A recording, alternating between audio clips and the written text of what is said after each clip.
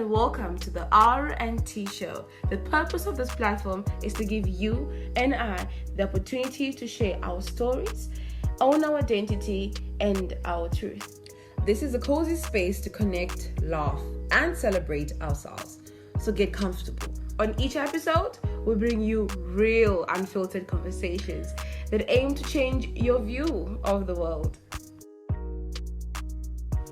Hi guys, welcome back. This is the R&TEE show. So today we're going to talk about something lovely. Before I do, my name is Rachel Paswa.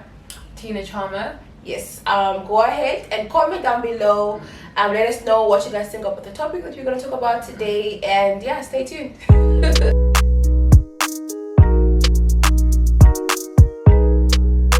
So, I wanted us just to talk a bit more on singleness. Most of us, we are pressured, like always being in a relationship. And like, I just think that instead of us having so much pressure on ourselves with always wanting to be in a relationship, I think we should just like enjoy the moment of the time that you are single. Yeah, you shouldn't be in a hurry when you just because your friends in a relationship doesn't mean that you need to be in one.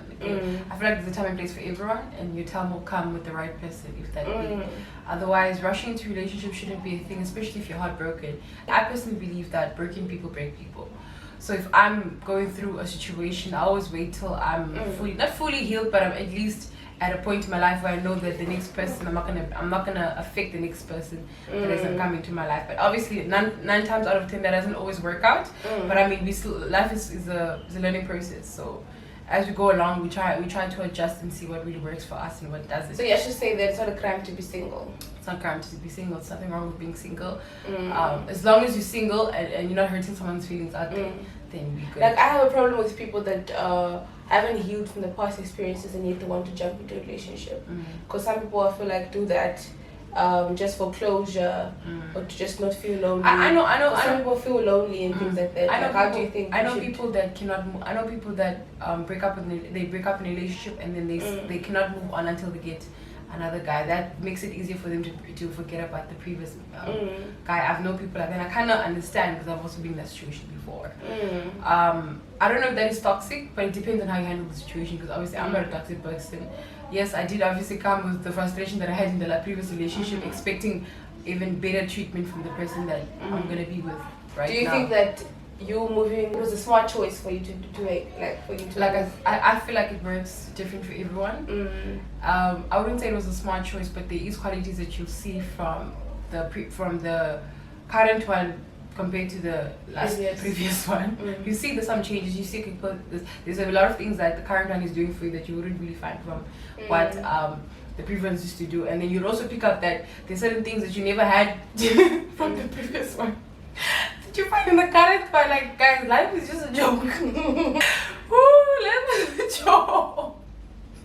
Like, there's always an issue after an issue, and it's so annoying because it's just like can't you just be perfect already? Like, do I need to tell you certain things? Do I need to that's why I think it's important, because if you say can't you be so perfect already, is that the fact that we have already this stereotypes of what we are looking for or what specific human being we want in a relationship, when we go in that relationship with the mindset of I'm gonna change it, or I want this to work out and I expect it to be this way. That's where the problem comes in, because you can't change a person that you made them in the state that they are in. Like, I watched a lot of Iana's videos, and she was saying that if you are in a relationship with a person who is not, let's say for example, doesn't believe in opening doors or whatever the case or whatever, if you found him like that, yes, he may change for you because you asked him to, hey, open the doors for me, it's romantic, I prefer it like that because it's being kind and polite, whatever. But like, yes, he'll do it for you, but it's only a matter of time that he will go back to his original ways of being. So like, the advice that she gave, which is so amazing, is that you should choose to be a part of that love that person has to offer. If to him showing you love is to open doors, if to him showing love is to I don't know what, buy you gifts or whatever, that's his form of love language. You must choose either be a part of that or not, kind of love. Yeah, but now at what point would you at what point are you gonna know whether this guy opens doors or not? Because obviously on the first date, you don't expect he will not be the person that he truly is. Most of the times it's like that. Like they basically it's obviously the first impression, so you try to impress the person, even though it's not something that you do on a day-to-day basis. You don't do that for your mom, so you wouldn't do that for me either. But you're just doing that because just for the moment, basically. So how do you know when it is time? I saw what you mean. Like, okay, that's a good question, because I think that of course in the first you're dating someone for the first time, I feel like everyone has got a facade, or like we are to show that we're in a romantic relationship, you see. And of course maybe I think maybe some people will be able to hide in the first place, not hide, but like maybe present themselves like that. Yeah, because obviously like to make when you go, like from what I've learned from the previous years, is that when you go into the date on the first day, obviously you have to be in your best behavior. It's almost like you're going to interview the person. I mean, like for instance, even in an interview, obviously if they ask you why do you think you're perfect for the job, are you gonna say, oh, but I'm lazy, I don't like answering messages, or I don't reply back so fast? You're not gonna say those things. You were gonna want to say the most beautiful and most fantastic things about yourself. So that's why I'm asking, like, when do you know when this guy really, like, if he opens the door on the first day of the date, doesn't mean he's gonna carry on like that for the rest of the relationship. That's the thing now. It's only until you actually like be with that person for like, let's say 2 weeks, even though men can fake till a whole 5 year. Anyway, we move. Like you can like pick up those gonna be red flags where you're gonna say, okay, cool, it's not the type of life I want to be in now. By that time, you guys would have already built so much together, and it's gonna be really difficult to actually loosen up. So how do you deal with that situation? I understand, like when you're saying you want to pick up all the red flags beforehand. It's quite difficult. Also, you can never know a person after like just maybe 3 months or whatever, because like you say, people can like camouflage who you truly are. But you get to choose, as in like the long run. Or like you can maybe just, I don't know, you can't really pick up that what you're saying. Yeah, I don't know the answers to that. I don't think anyone's got the answers to that. But what I can say is that in the long run, if you see certain things, if you say, cool, he's gentle and everything, they say 2 months down the line, it's not the way he was portraying himself to be, because now you fell in love with that image he was portraying. Now in the long run you start to realize, okay, he's not the same, he's not keeping up to how he was, and now you're telling yourself, but this is not what I wanted. If this is how you were in the first place, I wouldn't have been here. I just feel like you should never ignore red flags. Red flags will determine your relationship, I guess. Going back to the topic of being single, I personally feel like there's nothing wrong with being single. They can do a lot of things when you're single. You don't have to always you don't always have to be reporting back to someone. You're actually a free bird. You don't have to carry people's burdens. There's honestly nothing wrong with that. And also being single is like time for you to like just like be like just get in touch with yourself again. Like it's almost like you're rebooting, you're just trying to find yourself. Like I've picked up every time, like my favorite influences, they are like they break up in a relationship. Every time they break up, I pick up that they get closer to God. Is it? Yes. Like let's say, oh, what do you mean you are coming people's names? Like let's say for instance, if you're coming from a very harsh breakup, obviously maybe on your own, not on your own, but like on your own space, wanting to like get your feedback up. So you do things that you never used to do when you were in a relationship, like getting closer to God, getting to know yourself in place, getting to know yourself. I'm not saying that in a relationship with a person you wouldn't know. You also get to see certain versions of yourself that you never had. But also when you're not in a relationship, you also do see versions of yourself that you thought you never had. So it's actually not a crime to be single. It's not something to be like super worked out on, unless like you've been single for a very long time. Yeah. And like of course, if your intention is to build someone, not everyone wants to be in a relationship. I don't know if that's even true. But like if you're someone that maybe of course you have worked on yourself and you're waiting for the right person, or you're just like making sure that the next person that comes, you're gonna be well prepared in terms of like you've nurtured yourself, like your self-esteem, you've worked with yourself pretty much. You know what like you want in a relationship. Yes, that's if it's taking long, maybe it makes sense like why you would be lonely, why you'd feel a certain type of way and stuff like that. Yes. But like what advice would you give a person who's been like single and is lonely, and like of course they've worked on themselves, or they haven't worked on themselves, but like what advice would you give? Okay, like I really can't speak on behalf of everyone, because people are single for different reasons. But if you happen to be a person that is single for way too long, I feel like you should just like open up to new people, I guess.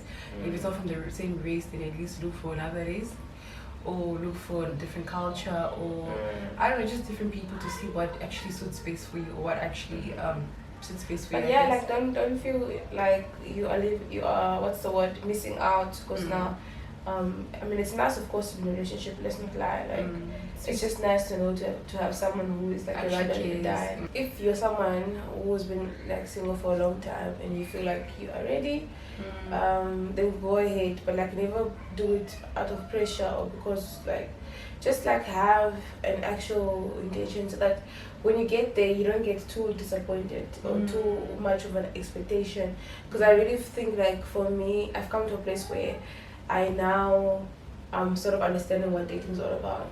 I think when we start dating, because like there's no guideline as to what you do when you start dating. So like I think the experiences are different for everyone. So like there's not, sorry for interrupting, but there's not always one way to date. Like for instance, like we'll just like for instance, one of the things I can remember is when they say don't have sex on the first date because you're not gonna take it serious, right? And they say such thing. They don't. I'm not saying they don't mean that. So it doesn't work the same way for everyone.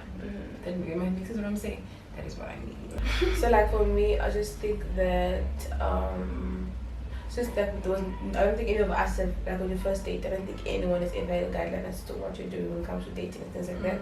So I think like you get to a certain stage where you realize that, okay, this is actually what it's all about, and I think I need to first of all introspect, like check within myself, check where my weaknesses are and my strengths, so that next time when someone approaches me or that I'm interested in somebody, I can already like see if this is gonna work. Like to sort of like foresee the future in a way, or just see if maybe there's things that I prefer than before. Like maybe previously the first thing for you was like appearance. Maybe now it can switch to like, okay, cool, I want someone who's emotionally available.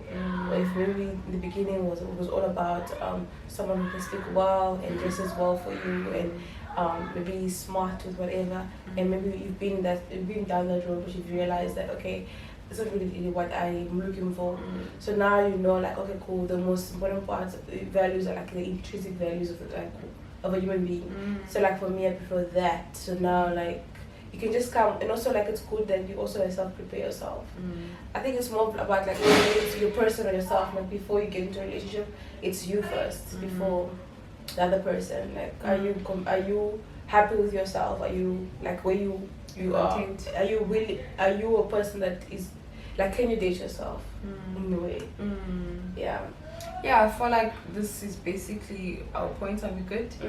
Yeah, so this is basically our personal opinions about being single. I personally think it's our problem. As long as you work on yourself, you know who you are, as long as you're not being toxic to the next person. Not that I'm saying there's nothing wrong with being single for 5 years. There's definitely something wrong there. If relationships are not working for you, then try different races, try different cultures. Maybe you'd find your love there. Anyways, thank you guys so much for watching. We're really, really grateful for your support. Ever since you guys have been watching our first video to the second one, do make sure you check out all our videos. We have beautiful videos. We have a lot of things coming up, guys, and I'm really, really excited. Do make sure you go and check out her channel, because she has a YouTube channel, and I also have a YouTube channel too.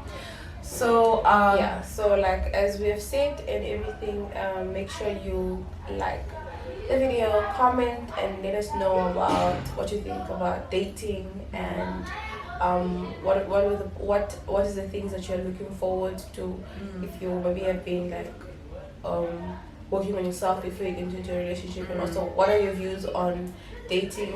Is it a must for you to always be in a relationship, or do you also believe in like working on yourself first before you get into a relationship? That way, I mean, it makes sense for me. Thank you so much for joining. See you guys next time. Make sure you comment down below. We want to hear your views and everything else. Thank you for watching. The R&TEE show is signing out, honey.